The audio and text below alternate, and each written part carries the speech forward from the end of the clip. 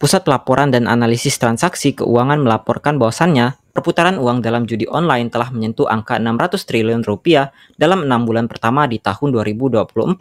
Dan ini sudah 3 bulan berlalu, melihat data-data sebelumnya yang angkanya itu selalu nge-compound, ngelipet, mungkin aja kalau sekarang angkanya sudah mencapai 900 triliun atau 1000 triliun. We don't know. Kita lihat saja data final akhir kuartal tahun 2024 nanti. Tapi, kenapa seseorang bisa berjudi?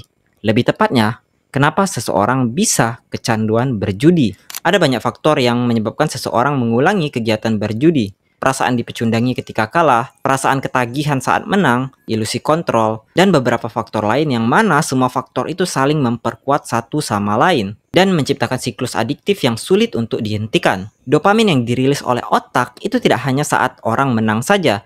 Saat orang kalah berjudi, otak tetap akan menghasilkan dopamin. Makanya ada orang yang bisa main game dan lost streak sampai subuh, besoknya diulangi lagi, dan diulangi terus. Ini disebut sebagai chasing loss atau mengejar kerugian. The house always win. Bandar selalu menang. Itu semboyan yang harus dipegang oleh setiap penjudi. Sudah banyak orang yang mengedukasi terkait bagaimana cara bandar menipu. Dan saya yakin yang bermain judi itu tahu bahwasannya bandar itu bukan badan amal yang secara gratis bagi-bagi uang. Melainkan orang yang dengan sengaja ingin menyedot uang mereka. Jadi di video ini saya ingin bahas tentang psychology of gambling. Pertama, apa masalah perjudian? Masalah utama perjudian adalah perilaku perjudian yang mengganggu kehidupan, baik secara psikologis, sosial, ataupun finansial. Pinjaman online, influencer tolol, gampangnya akses membuka situs judi online, itu semua terakumulasi sehingga mengantarkan seseorang pada beberapa masalah, seperti bangkrut, terlilit hutang, dan skenario terburuknya adalah bunuh diri. Tidak sampai situ, judi online bahkan memberikan efek kecanduan. Bahkan setelah orang itu telah lama berhenti bermain judi, terkadang perasaan ingin men-spin itu datang kembali secara tiba-tiba. Orang-orang menyebutnya sebagai gambling disorder. Bahkan bisa menyerempet ke arah gangguan psikomatis, masalah kejiwaan, dan kecemasan. Dan naasnya, by data, orang-orang yang telah berhenti berjudi itu biasanya karena bangkrut, bukan karena mereka telah menang. Yang mana kalau kita lihat dalam skala yang lebih makro, di Indonesia uang judol itu larinya ke luar negeri. Itu untuk sedikit masalah terkait perjudian. Kedua, progression of gambling. Jadi bagaimana seseorang mengenal perjudian sampai pada level kecanduan judi? Untuk pintu masuknya sendiri tentunya datang dari influence orang lain atau iklan. Influence baik orang-orang di sekitar ataupun influencer di sosial media, ditambah budget iklan yang gila-gilaan, mata kita seolah menganggap angka 777 dan kakek petir itu adalah suatu hal yang normal. Untuk motifnya sendiri itu ada dua, antara mau senang kalau gak mau menang. Kalau mau senang, ini biasanya datang dari orang-orang yang menganggap judi itu hanya sekedar hiburan atau rekreasi saja. Karena beberapa orang itu suka hal yang bersifat gacha dan random. Kalau menang ya syukur, dan kalau kalah juga ya nggak apa-apa. Kalau sekali dengar mungkin kita akan menganggap bahwasannya tipe ini adalah datang dari orang kaya dan tidak terlalu problematik. Ya betul-betul saja sih, tapi tetap saja ada potensi bahwasannya orang yang datang dengan mental hanya ingin mencari senang ini bisa berubah menjadi pecandu judi juga. Dan juga uang mereka tetap keluar ke asing dan bagaimanapun itu tetap tidak sehat. Nah, tipe yang kedua ini yang masalah, orang yang datang dengan mental untuk menang. Ya gak salah orang datang dengan mental juara dan ingin menang. Tapi kalau kata Sun Tzu, ya dilihat dulu lah musuhmu itu siapa. Orang yang bijaksana adalah orang yang menang sebelum bertempur. Make sure dulu kamu bakal menang, sehingga 100 pertempuran 100 kali kemenangan. Nah, di kasino yang kalian bisa lihat langsung meja kartu dadunya secara langsung aja bisa dicurangi, apalagi yang online. Saat tombol spin itu Anda tekan, disitulah mulailah lingkaran setan. Dan hari-hari esok akan dihiasi dengan kata-kata, seandainya hari itu aku tidak berjudi. Yang kecanduan judi, itu saya bisa pastikan 99% itu merugi. Dan pertanyaan 1 juta dolarnya adalah kenapa mereka tidak berhenti? Pertama, behavioral traps alias jebakan Batman. Kalau kalian amati situs web judi online atau bentuk kasino, itu hampir sama semua. Musik beat up-nya, musik santainya, suara kemenangannya, warnanya. Kalian gak akan ketemu website yang desainnya kasual. Warnanya tidak mencolok seperti UI UX startup. Pasti semuanya warna-warni dan ada gambar kartunnya. Itu semua dirancang supaya kalian betah. Kalau di kasino, kenapa tidak ada jam? Kenapa susunan mejanya ngarahnya ke sini? Itu semua sudah diatur untuk menstimulus otak untuk terus-terusan berjudi. Ketika menang, orang akan cenderung lebih santai dan akan cenderung meningkatkan angka betnya. Dan ketika kalah, seseorang akan cenderung meningkatkan tempo permainan. musik tempo cepat, musik tempo lambat, detail psikologis yang di dalam kacamata kita itu sepele, itu sangat diperhatikan oleh bandar. Jadi dari pertama seseorang memutuskan untuk berjudi, sebetulnya mereka sudah kalah. Tapi pertama kali saya bet langsung dikasih menang doh.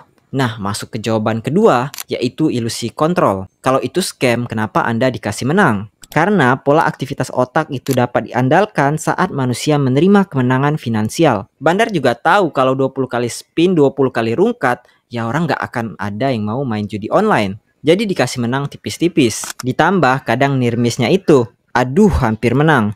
Orang-orang merasa dirinya itu spesial, merasa dirinya adalah the chosen one yang berbeda dari orang-orang rungkat lainnya. Apalagi ada tipe judi seperti togel yang sifatnya itu full personal choice. Orang-orang merasa dirinya lebih hebat dari orang lain, lebih hoki daripada orang lain dengan segala metodenya yang aneh-aneh. Dan seperti di awal video, kalau menang ketagihan dan kalau kalah merasa dipecundangi dan chasing loss. Karena adanya kepercayaan bahwasannya satu kali kemenangan akan membalikan semuanya. Padahal kepercayaan itu tidak berdasar dan datang dari matematika tolol. Dan last stage dari judi, finansial hancur, hubungan hancur, secara psikologis hancur, dan tidak ada lagi yang bisa dipertaruhkan. Dan menyambung ke poin terakhir sebelum semuanya hancur, bagaimana cara kita berhenti berjudi? Ini tuh pertanyaan ratusan tahun, ratusan jawaban karena kita memang tidak mempunyai jawaban mutlak atas pertanyaan tersebut. Non-drug addiction itu sama problematiknya dengan adiksi narkoba. Manusia itu punya denial and defense mechanism. Misal saya bilang begini, sebagian besar dari kalian yang penonton itu pernah melakukan perjudian walaupun dalam skala yang lebih kecil. Saat kalian main kelereng, kalian mempertaruhkan kelereng kalian. Saat kalian bermain tepok kartu, kalian mempertaruhkan kartu kalian. Cuma beda nilai aja yang dipertaruhkan dengan judi online dan kasino. Kalau terpintas di otak kalian, oh itu kan saat anak-anak, toh nilainya juga kecil lah. Kelereng harganya berapa sih? Yang penting dapat lah esensi kebahagiaannya. Nah, itu adalah denial and defense mechanism. Kita sebagai manusia itu mempunyai insting untuk mempertahankan diri. Orang-orang akan menciptakan tembok pertahanan ketika ada yang bilang, "Tuan, sepertinya ada yang salah dengan diri Anda." Pejudi kompulsif secara otomatis akan mengaktifkan mekanisme pertahanan diri. Ada yang marah-marah, ini bukan urusan Anda. Dan ada juga yang bertahan secara halus. Nggak banyak kok kalahnya. Masih aman lah. Menurut saya, metode terbaik yang kita miliki sebagai manusia abad 21 itu antara terapi dan rehabilitasi. Kalau nggak ya pengobatan farmakologis, yang mana saya tidak akan jelaskan lebih rinci karena status saya yang bukan dokter. Kenapa dua itu? Karena menurut saya, orang-orang yang sudah pada tahap kecanduan judi itu sudah gak mempan kalau dikasih quotes-quotes self-improvement atau ceramah agama. Don't fool yourself. Jangan tipu dirimu sendiri. Perubahan besar dimulai dari perubahan kecil. Perjalanan 1000 mil dimulai dengan satu langkah. Kata-kata seperti itu kasarnya masuk kuping kiri keluar kuping kanan. Gak ngaruh. Rata-rata orang yang berhenti main judi itu karena ada life issue, entah bangkrut atau ditinggalkan seseorang. Sangat jarang ada orang yang berhenti karena pure kontemplasi dan hasrat ingin mengembangkan diri. Jadi apakah sudah terlambat untuk berhenti berjudi?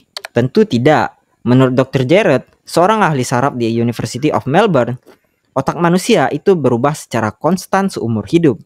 Jadi ketika seseorang terus-terusan berjudi, otak akan berubah dan menimbulkan efek adiksi. Tapi ingat rumusnya di awal. Otak selalu berubah. Otak akan selalu beradaptasi terhadap informasi dan kebiasaan baru.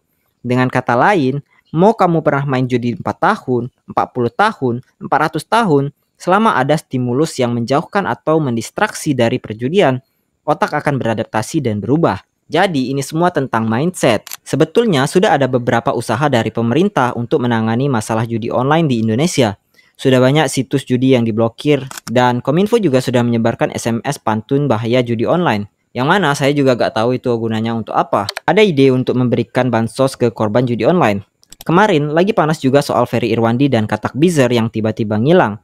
Dan memang influencer judol harus ditindak tegas. Dan bukan karena saya ingin menjelek-jelekan sesama orang Indonesia. Tapi mental ikut-ikutan idola ke orang tolol itu memang kental dalam masyarakat kita. Dan berdasarkan data dari PPATK, yang main judi online itu bisa sampai anak SD. Karena memang syarat depositnya memang gampang. Dan itu statusnya uang panas, uang buat makan, uang buat bensin, listrik. Dan saya sangat sepakat dengan Bung Ferry ketika ada orang mati karena judi online, maka tangan kalian para influencer yang nerima endorse judi online telah berdarah atas orang tersebut. Saya gak main judi online, bahkan spesifik cara kerja slot pun saya tidak tahu. Dan udah gak ada gunanya lagi minta maaf, klarifikasi tolol. Semua orang tahu mereka minta maaf karena takut kehilangan audiens, bukan karena pure rasa bersalah. Sekian video kali ini, see you on the next video. Bye-bye.